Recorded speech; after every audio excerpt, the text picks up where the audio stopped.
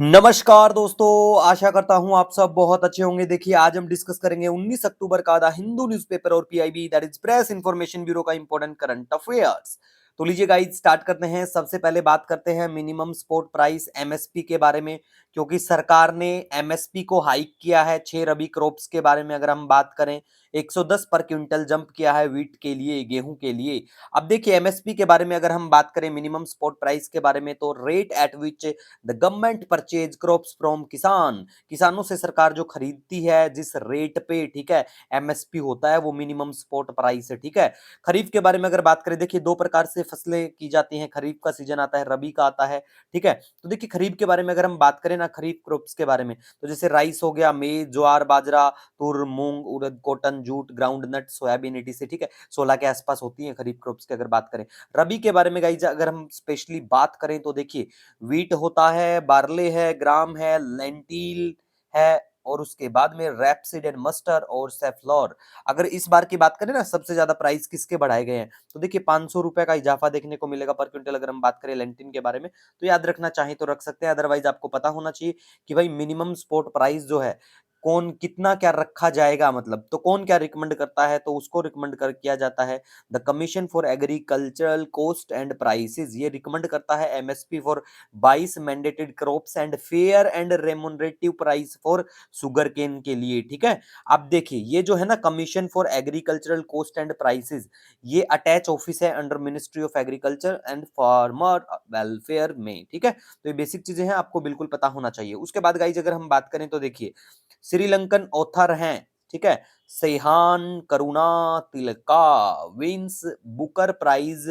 For the novel the Seven Moons of Maali Almeida. ठीक है, तो पता होना चाहिए भाई, नाम भी पता होना चाहिए। वनडे एग्जाम में बिल्कुल ऐसी चीजें पूछी जाती हैं कि रिसेंटली बुकर प्राइज किसको क्या मिला, कौन से देश से बिलोंग करते हैं, ऐसी सब चीजें तो पता होना चाहिए। उसके बाद अगर हम बात करें जिराफ चर्चा में है, तो देखिए जिराफ के बारे में बात करें, दो टाइप की कैटेगरी नोबी।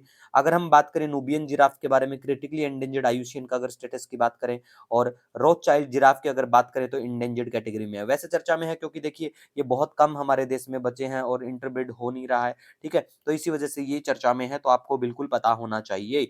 उसके बाद गाइस देखिए हम नेक्स्ट बात करेंगे यहाँ पे इंडिया रशिया का ज्वाइंट वेंचर के तहत कोरवा एक जगह है उत्तर प्रदेश में, वहां पे मैन्युफैक्चरिंग स्टार्ट हो जाएगी इस साल के एंड में, एक के 203 राइफल्स की। ठीक है, तो इसमें आपको देश भी पता चल गया कि भाई कौन से क्या देश के साथ में मिलके हम लोग कर रहे हैं, कहाँ पे कर रहे हैं। ठीक है, स्पेशली अगर आप उत्तर प्रदेश से बिलोंग करते हो तो आने वाले एग्जाम में बिल्कुल पूछे जाने की संभावना। ठीक है, एक 203 को बिल्कुल आप याद रख सकते हैं। उसके बाद में गाइज बात करें नीलहोंसू, ठीक है, निहोंसू, ठीक है, निहोंसू के बारे में बात करें, एक अल्कोहलिक बिवरेज है बिल्कुल, और ये बात चल रही है चेन्नई के, वहां पे इन्होंने अप्लाई कर दिया है जीआई टैग लेने के लिए। तो ये कहाँ की क्या है, जापान की है अल्कोहलिक बेवरेज। ठीक है, तो आपको पता होना चाहिए गाइज। उसके बाद में नेक्स्ट हम यहाँ पे बात करेंगे women enrolment in science and engineering research that is वाइजर प्रोग्राम, काफी चर्चा में रहता है। ठीक है, तो देखिए वाइजर का अगर हम बात करें ना, तो वुमेन की लेटरल एंट्री से संबंधित है रिसर्च एंड डेवलपमेंट में। ठीक है, तो मेनली इसका काम है एनकरेज करना वुमेन को रिसर्च इन R&D। ठीक है, इन सब के लिए। उसके बाद में हम बात करें तो ये किसका क्या है, तो देखिए बिल्कुल ये ज्वाइंट वेंचर है department of science and technology अपने भारत का, और जो federal ministry of education and research department है जर्मनी का, उसके साथ मिलके है।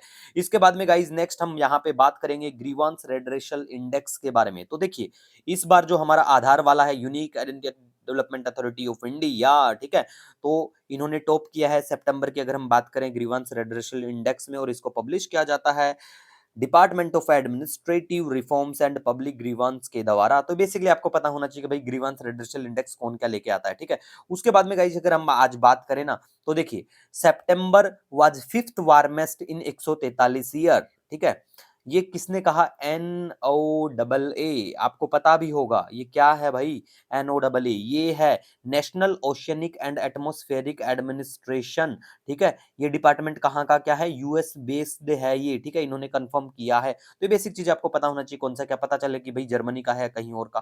तो ऐसी बेसिक चीजें हैं, इसीलिए मैंने ज्यादा इंक्लूड नहीं किया क्योंकि इतना खास भी नहीं है। उसके बाद में गाइज अगर हम बात करें तो इंटरपोल के जो प्रेसिडेंट है उनका नाम याद रख सकते हैं अगर आप किसी स्टेट पीसीएस में या वनडे अपने स्टेट का कोई एग्जाम देते हैं तो।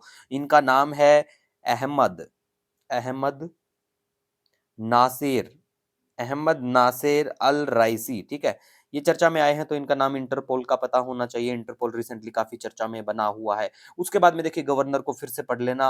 ऑलमोस्ट डेली आपको इंडियन एक्सप्रेस हिंदू में देखने को मिलेगा। ठीक है, केरला वाला जो इश्यू चला है, गवर्नर कौन है केरला के? आरिफ मोहम्मद खान पूछा जाएगा। ठीक है, पक्का देख लेना। वनडे एग्जाम या स्टेट पीसीस में पूछी जाती है, स्टेट पीसीस में नहीं तो वनडे में तो पक्का पूछा जाता है। ठीक है, इसी के साथ देखिए गाइज, अगर आपका कोई सजेशन कोई सुझाव होता है, नो डाउट आप मुझे कमेंट कर सकते हैं, मेल कर सकते हैं। टेलीग्राम पे आप हमसे जुड़ सकते हैं, the Hindu PIB notes search करना। इंस्टाग्राम पे भी same the Hindu PIB notes. मिलेंगे एक नए वीडियो लेक्चर के साथ, तब तक के लिए हैव ए ऑसम डे।